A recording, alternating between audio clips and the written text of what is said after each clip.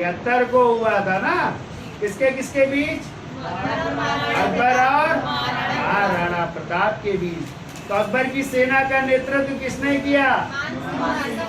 राजा मान सिंह और आसफ खान ने। जबकि शेरशाह सूरी की तरफ से, राणा प्रताप की तरफ से हाकिम खान सूर ने भी नेतृत्व किया था। ठीक है, ये भी आपको याद रखना। बताइए, अच्छा अकबर ने कब जो है दास प्रथा को समाप्त किया?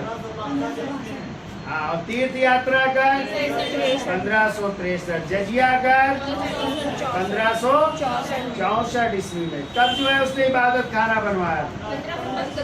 1575 में। कब सभी धर्मों के लिए खोल दिया? 1578 में। कब टोडरमल व्यवस्था शुरू की? 1580 में आईने दहसाला या टोडरमल व्यवस्था। और दीन इलाही 1582 में। और इस धर्म को मानने वाले एकमात्र हिंदू थे बीरबल, जिनका श्री नाम था महेश दास। किस नाम से कविताएं लिखते थे? ब्रह्मा के नाम से। कौन सी उपाधि दी गई थी इनको? कवि प्रिय की उपाधि दी गई थी। और इलाही संवत कब चलाया? 1583 ईस्वी में इलाही कैलेंडर या इलाही संवत नामक कैलेंडर जारी किया था ना। ये सब याद रखिए भाई, है पढ़ते नहीं हो तुम, पढ़ाई करो। चलो बस करो, आज नहीं डांटेंगे। देखिए, नूरजहां के अंतिम दिन जो है उसको 2 लाख रुपए वार्षिक, ठीक है, प्रतिवर्ष उसको पेंशन देकर के कहाँ भेज दिया जाता है? लाहौर भेज दिया जाता है।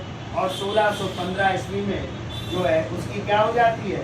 मृत्यु हो जाती है और वहीं पे उसको दफन कर दिया जाता है। ठीक है, अभी हमने बताया था कि नूरजहां ने अपने पिता, जिनका क्या नाम था? मिर्जा गियास बेग का मकबरा बनवाया था नूरजहां ने, जिसे कहते हैं इत्माउद्दौला का मकबरा, जो कहाँ पे है? आगरा में है। और इसमें किस शैली का प्रयोग किया गया? पित्रा दिवरा शैली का प्रयोग किया गया, यानी पच्चीकारी का प्रयोग किया गया है। और क्वेश्चन आता है संगमरमर से बना पहला मकबरा कौन सा है? तो वो है इत्माउद्दौला का मकबरा, जो किससे निर्मित है? संगमरमर। और यदि आ जाए दिल्ली सल्तनत का पहला मकबरा किसका था? दिल्ली सल्तनत का प्रथम मकबरा किसका था? तो इल्तुतमिश के बेटे नसीरुद्दीन मोहम्मद का मकबरा था, जिसे कहते हैं सुल्तान गढ़ी का मकबरा। याद रखिएगा।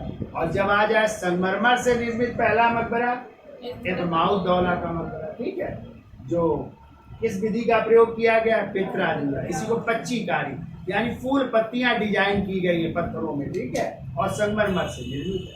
कहते हैं कि जो है जो जहांगीर थे, उन्होंने जो है रक्षाबंधन का त्योहार भी मनाया था और अपने हाथों में क्या बांधी थी? राखी भी बंधवाई थी। ठीक है, तो दीपावली में हमने बताया था भाग भी लेता था। ठीक है, रक्षाबंधन का त्योहार भी मनाता था और अपने हाथ में राखी भी बांधता था। ठीक है, अब जब जहांगीर की मृत्यु हो गई तो कहते हैं उस समय दिल्ली में कोई नहीं था। जो शाहजहां थे वो दक्षिण भारत में थे, इसलिए शाहजहां के जो ससुर थे, जिनका नाम था आसफ खान, उन्होंने क्या किया? इसी खुसरो के पुत्र, जो जहांगीर के बड़े बेटे थे ना खुसरो, तो खुसरो के पुत्र जिसका नाम क्या था? बुलाकी के नाम से जाने जाते हैं। वैसे उसका एक और दूसरा नाम भी था, और क्या नाम था उसका? दवार बख्श। क्या नाम था? वैसे तो बुलाकी खान नाम था, लेकिन दवार बख्श के नाम से जाने जाते हैं। बुलाकी या दवार बख्श वो जो है गद्दी पर बैठाल देते हैं और कहते हैं शाहजहां को बुलवाया जाता है। शाहजहां आता है और अपने सभी भाई और जितने भी रिश्तेदार होते, गद्दी के दावेदार होते, सबको मौत घाट उतार करके अंत में जो है किसकी हत्या करता है? दवार बख्श की भी हत्या करके जो है तब गद्दी प्राप्त करेगा।